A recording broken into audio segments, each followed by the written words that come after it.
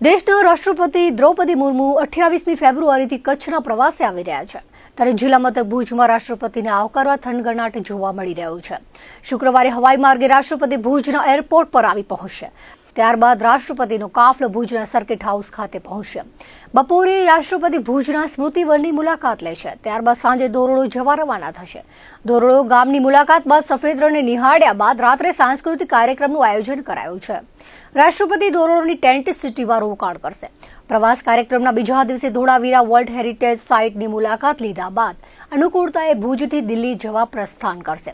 રાષ્ટ્રપતિ દ્રૌપદી મુર્મુ ભુજમાં સ્મૃતિવનની મુલાકાત લેનાર હોવાથી સ્મૃતિવન તરફ જતા માર્ગને રિસર્ફેસિંગ કરવામાં આવ્યું છે.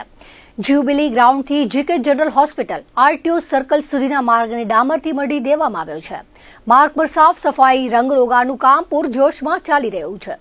સાથે જ કોઈ પણ વીવીઆઈપી આવતા હોય ત્યારે ભુજના જીકે જનરલ હોસ્પિટલ સામે અને આસપાસના વિસ્તારોમાંથી લારી ગલ્લારૂપી દબાણો ખસેડી લેવામાં આવતા હોય છે. ત્યારે આજે જીકે જનરલ હોસ્પિટલ સામેની ફૂટપાથ પરથી તમામ લારી ગલ્લાઓને ખસેડી લેવામાં આવ્યા હતા. રાષ્ટ્રપતિનો કાફલો જે માર્ગ પરથી પસાર થનાર છે તે તમામ માર્ગોને સુવિધાજનક બનાવવા કવાયત હાથ ધરાઈ છે. ત્યારે ભુજવાસીઓ સમયાંતરે કોઈને કોઈ વીવીઆઈપી ભુજ આવતા રહે તો ખાડાઓવાળા રસ્તાથી શહેરીજનોને મુક્તિ મળી જાય તેવી માર્મિક રમૂજ પણ કરી રહ્યા છે. શુક્રવારે દેશના રાષ્ટ્રપતિ દ્રૌપદી મુર્મુ પ્રથમ વખત કચ્છની મુલાકાતે આવી રહ્યા છે, જેને પગલે તૈયારીઓનો ધમધમાટ જોવા મળી રહ્યો છે. રાષ્ટ્રપતિની Z+ સિક્યુરિટી હોવાના કારણે ભુજ, ધોરડો અને ધોળાવીરા પોલીસ છાવણીમાં ફેરવાઈ ગયા છે. શુક્રવારે બપોરે રાષ્ટ્રપતિ હેલિકોપ્ટર મારફતે ભુજ એરપોર્ટ પર આવશે. ત્યાંથી તેઓ સર્કિટ હાઉસ પહોંચશે અને ત્યારબાદ સ્મૃતિવનની મુલાકાત લેશે અને અહીંથી એરપોર્ટ પહોંચીને ખાસ હેલિકોપ્ટર મારફતે ધોરડો ખાતે પહોંચશે, જ્યાં રાત્રિ રોકાણ કરી 1 માર્ચના વિશ્વ વિરાસત ધોળાવીરાની મુલાકાત લેવાના છે. રાષ્ટ્રપતિની મુલાકાતના સ્થળોએ ચુસ્ત પોલીસ બંદોબસ્ત ગોઠવી દેવામાં આવ્યો છે. ભુજમાં ગઈકાલથી જ એરપોર્ટ રોડથી માધાપર સુધી પોલીસ બંદોબસ્ત ગોઠવી દેવામાં આવ્યો છે. આજે સવારે પાટણના એસપી દ્વારા આ રૂટમાં પોલીસ બંદોબસ્તનું નિરીક્ષણ કરવામાં આવ્યું હતું. ખાસ કરીને બોર્ડર રેન્જના પાટણ, બનાસકાંઠા ઉપરાંત ઉત્તર ગુજરાત, મધ્ય ગુજરાતમાંથી પોલીસને બંદોબસ્ત માટે બોલાવાઈ છે. તમામ સ્થળોએ ડીવાયએસપી, પીઆઈ, પીએસઆઈ સહિતના અધિકારીઓને જવાબદારીની સોંપણી કરી દેવામાં આવી છે. સર્કિટ હાઉસ અને સ્મૃતિવનમાં પણ પોલીસ બંદોબસ્ત ગોઠવી દેવામાં આવ્યો છે. એસપીજીનું આગમન થઈ ગયું છે અને સુરક્ષા વ્યવસ્થાની કમાન્ડ સંભાળી લીધી છે. ગતરોજ રૂટ પર પોલીસને સાથે રાખીને રિહર્સલ પણ કરવામાં આવ્યું હતું. રાષ્ટ્રપતિ દ્રૌપદી મુર્મુ આવતીકાલથી 2 દિવસીય કચ્છના પ્રવાસે છે, જેને પગલે સુરક્ષા વ્યવસ્થા માટે તમામ તબક્કે એજન્સીઓ એલર્ટ મોડમાં છે. ભુજ, ધોરડો, ધોળાવીરા વિસ્તારમાં પોલીસનો બંદોબસ્ત ગોઠવાઈ ગયો છે. સરહદી વિસ્તારમાં બીએસએફ સહિતની એજન્સીઓ પર એલર્ટ મોડમાં છે. તેવામાં આજે સવારે અબડાસા તાલુકાના દરિયાકાંઠા વિસ્તારમાં એજન્સીઓ દ્વારા સુરક્ષા કવાયત હાથ ધરાઈ હતી. દરિયામાં ઓવરક્રાફ્ટ, પાણીમાં ચાલી શકે તેવી ગાડીઓ ઉતારી કવાયત કરવામાં આવી હતી. તેમજ દરિયાકાંઠે સુરક્ષા વ્યવસ્થાની સમીક્ષા સાથે સંભવિત પરિસ્થિતિને પહોંચી વળવા માટે તૈયારી કરવામાં આવી છે. આસપાસના વિસ્તારમાં ચહલપહલ જોવા મળી હતી. હવાઈ, રણ અને જળમાર્ગે એજન્સીઓ સાબદી જોવા મળી રહી છે. સંભવત રાષ્ટ્રપતિની મુલાકાતના પગલે જ આ કવાયત કરવામાં આવી હોવાનું સૂત્રો જણાવી રહ્યા છે. કંડલામાં કેઆઈસીટી પાર્કિંગ ખાતે અકસ્માત થયો હતો, જેમાં વાહન અડફેટે યુવાનનું મોત થયું હતું. આ બાબતે કંડલા મરીન પોલીસમાંથી મળતી વિગતો મુજબ 32 વર્ષીય સનુજ કુમાર બ્રહ્મનાથ રાય પાર્કિંગમાં હતા ત્યારે કોઈ અજાણ્યા વાહન ચાલકે અડફેટમાં લઈ અકસ્માત સર્જ્યો હતો, જેથી તેઓની ગંભીર ઇજાઓ થતા સારવાર નસીબ થાય તે પહેલા જ મોત થયું હતું, જેથી અરેરાટી ફેલાઈ ગઈ હતી. બનાવ અંગે કંડલા મરીન પોલીસે તપાસ હાથ ધરી છે. ભચાઉમાં નવા બસ સ્ટેશન પાસે ગંભીર અકસ્માત થયો હતો, જેમાં રોંગ સાઈડમાં આવેલા ટ્રેલરે બાઇકને હડફેટે લેતા એક વ્યક્તિનું ઘટના સ્થળે જ મોત થયું હતું. મળતી વિગતો મુજબ ગાંધીધામ તરફ જતા ટ્રેલરે અકસ્માત સર્જ્યો હતો. સર્વિસ રોડ પર રેતી ભરીને પસાર થતા વાહનના ચાલકે કાબુ ગુમાવતા પસાર થતા બાઇકને હડફેટે લીધા હતા. ઘટના સ્થળે ગંભીર ઇજાઓના કારણે એક વ્યક્તિનું મોત થયું હતું. બનાવને પગલે લોકો ઘટના સ્થળે દોડી ગયા હતા. બનાવ અંગે પોલીસ દ્વારા કાર્યવાહી હાથ ધરવામાં આવી હતી. વરસાણા ભીમાસર રોડ પર અંજાર પોલીસે કાર્યવાહી કરી હતી, જેમાં ટેન્કરોમાંથી ચોરેલા સોયાબીન તેલ સાથે એક યુવકને ઝડપી લીધો હતો. આ બાબતે મળતી વિગતો મુજબ આરોપીઓ હાઈવે પરથી પસાર થતા તેલ ભરેલા ટેન્કરના ડ્રાઈવરને રૂપિયાની લાલચ આપી તેમજ અલગ અલગ પાર્ક કરેલા ટેન્કરોમાંથી સોયાબીન તેલની ચોરી કરી હતી. 160 લીટર ચોરેલા તેલ સાથે આરોપી અંજારના અજય કોહલીની અટક કરવામાં આવી હતી, જ્યારે મદદગાર ભીમાસરના સુમિત ડાંગર અને મોડવદરના હરબમ રબારી હાજર ન મળતા અંજાર પોલીસમાં ગુનો દાખલ કરાયો હતો, જેથી પોલીસે આગળની તપાસ હાથ ધરી છે. અંજારમાં ગેરકાયદે રીતે વ્યાજ વટાવનો ધંધો કરતા અને કુખ્યાત લેડી ડોન તરીકે જાણીતા આરોપીઓ સામે હવે પાસાનું શસ્ત્ર ઉગામવામાં આવ્યું છે.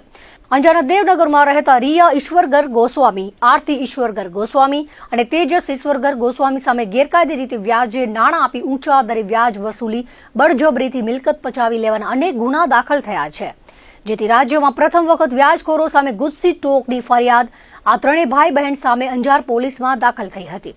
બાદમાં તેઓ જામીન પર છૂટ્યા અને ફરીથી આ જ ધંધો ચાલુ રાખતા પૂર્વ કચ્છ પોલીસે પાસાની કાર્યવાહી માટે દરખાસ્ત કરી હતી.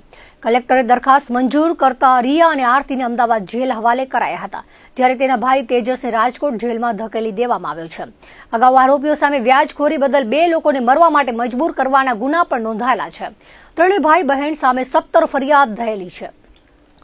છારીડંડ વિસ્તારમાં બંદૂકના ભડાકે કુંજ પક્ષીનો શિકાર કરવાની પ્રવૃત્તિનો નિરોણા પોલીસે પર્દાફાશ કર્યો હતો અને આરોપીઓને પણ ઝડપી પાડ્યા હતા. છારીડંડ વિસ્તારમાં અમુક ઇસમો બંદૂકના ભડાકે કુંજ પક્ષીનો શિકાર કરતા હોવાની બાતમી મળી હતી, જેના આધારે નિરોણા પોલીસ સ્થળ પર પહોંચી હતી, જ્યાં બંદૂકના ભડાકાનો અવાજ સંભળાયો હતો.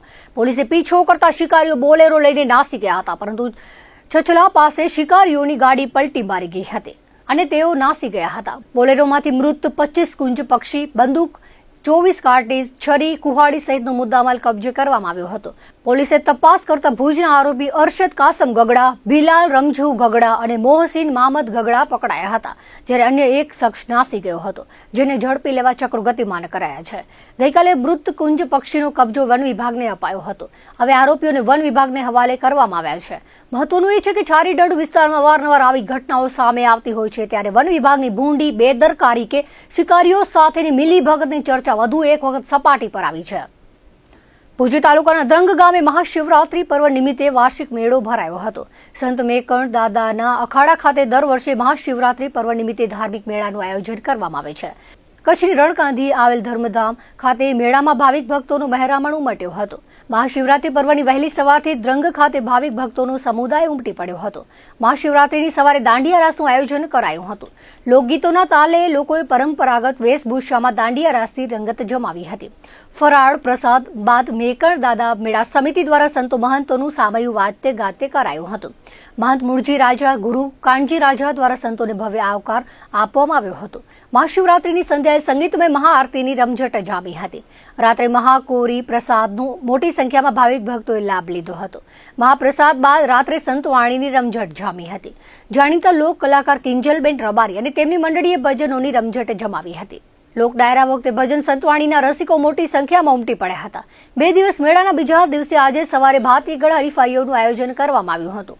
સવારે મલાખડોની હરીફાઈ યોજાઈ હતી, જેમાં મોટી સંખ્યામાં કુસ્તીબાજોએ ભાગ લીધો હતો. બપોરે મહાપ્રસાદ બાદ સાંજે માનવ દોડ અને ઘોડા દોડ જેવી હરીફાઈઓ આકર્ષણ જમાવ્યું હતું. દ્રંગધામ ખાતે ભરાતો મેળો કચ્છના મોટા મેળાઓ પૈકીનો એક ગણાય છે. દર વર્ષે મહાશિવરાત્રી પર્વ નિમિત્તે ભરાતા 2 દિવસથી આ ધાર્મિક મેળામાં કચ્છભરમાંથી મેકણ દાદાના ભક્તો ઉમટી પડે છે. આ મેળામાં કચ્છની ભાતીગળ સંસ્કૃતિની ઝલક જોવા મળે છે. ગ્રામીણ કચ્છની સંસ્કૃતિના દર્શન થતા હોય છે. આ વર્ષે પણ મેળામાં દ્રંગ ઉપરાંત લોડાઈ, કોટાઈ, ડોરી, કુણરિયા, લોરિયા, સુમરાસા, નોખાણીયા વગેરે આસપાસના ગામોથી અને કચ્છભરમાંથી ભાવિક ભક્તો ઉમટી પડ્યા હતા. પૂજ્ય મેકણ દાદાના ધામ દ્રંગ મુકામે વર્ષોની પરંપરા પ્રમાણે આજે વાર્ષિક મેળાના ઉત્સવ પ્રસંગમાં આમ તો વર્ષોથી તમામ વર્ગ સમૂહના લોકો શ્રદ્ધા સાથે આ દિવસે દાદાના દરબારમાં આવીને પોતાના મનનો ભાવ અને આસ્થાના દર્શન કરે છે.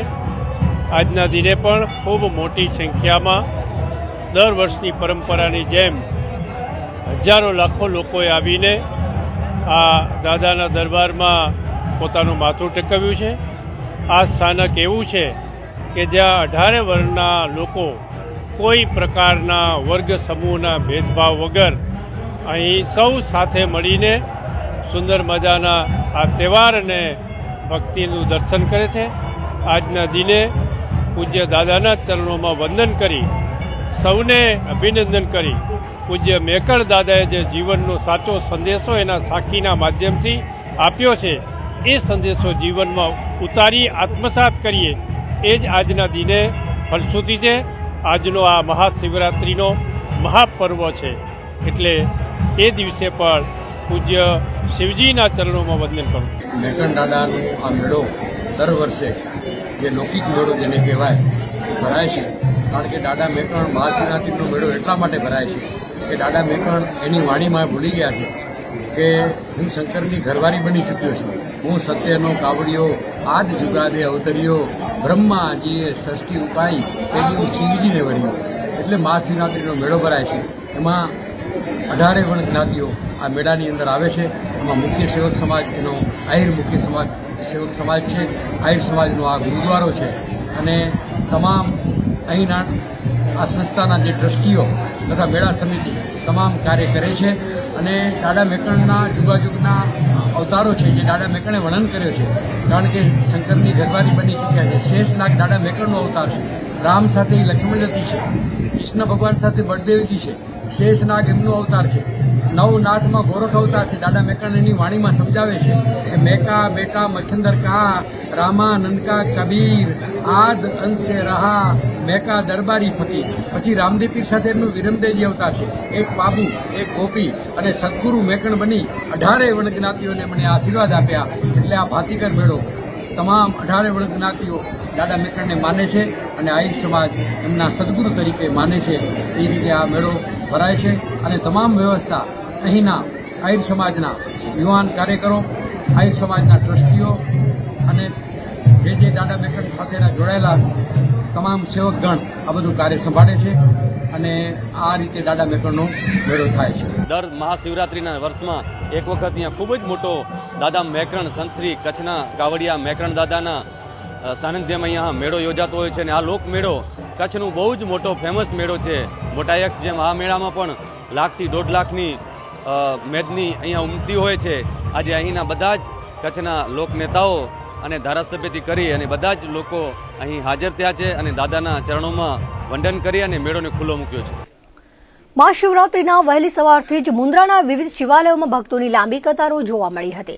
શહેરના ભૂખી નદી તટે આવેલ પીપળેશ્વર મહાદેવના મંદિરે ભક્તોની ભીડ જામી હતી અને મોડી સાંજે મહાઆરતીમાં ભક્તો બહોળી સંખ્યામાં ઉમટ્યા હતા. શહેરના અગ્નેશ્વર મહાદેવ, ભીડભંજન મહાદેવ, રામેશ્વર મહાદેવ તેમજ વિવિધ શિવાલયોમાં ધાર્મિક કાર્યક્રમો યોજાયા હતા અને હર હર મહાદેવના નારા સાથે શહેર ગુંજી ઉઠ્યું હતું. મુન્દ્રા તાલુકાના ભદ્રેશ્વર ગામે આવેલ ચોખંડા મહાદેવ મંદિરે આરતી, મહાપ્રસાદ તેમજ ધાર્મિક કાર્યક્રમો યોજાયા હતા. મુન્દ્રા દશનામ ગોસ્વામી સમાજ તેમજ સમસ્ત સનાતન હિન્દુ સમાજ દ્વારા ભવ્ય શોભાયાત્રા નીકળી હતી. ભીડભંજન મહાદેવ મંદિર પાસેથી શોભાયાત્રાનો પ્રારંભ કરાયો હતો, જે શહેરના એસટી ચોક, માંડવી ચોક, નવલખા બંગલા, રામ મંદિર થઈ ખારવા ચોક પહોંચી હતી. ઢોલ નગારા સાથે ભક્તોએ ભક્તિ માણી હતી. આ શોભાયાત્રામાં મહાકાલેશ્વર ગ્રુપ અને મહાકાલ ગ્રુપે મહાદેવની ઝાંખી રાખી હતી. ભુજના ખારી નદીમાં આવેલ ભૂતનાથ મહાદેવ મંદિરે મહાશિવરાત્રી પર્વ નિમિત્તે સાંજે ભવ્ય મહાઆરતીનું આયોજન કરાયું હતું. દિવસભર હોમ હવન, રુદ્રી સહિતના કાર્યક્રમો બાદ સાંજે સંગીતમય મહાઆરતી કરવામાં આવી હતી. આ વેળાએ મંદિરમાં શિવભક્તો મોટી સંખ્યામાં ઉમટ્યા હતા.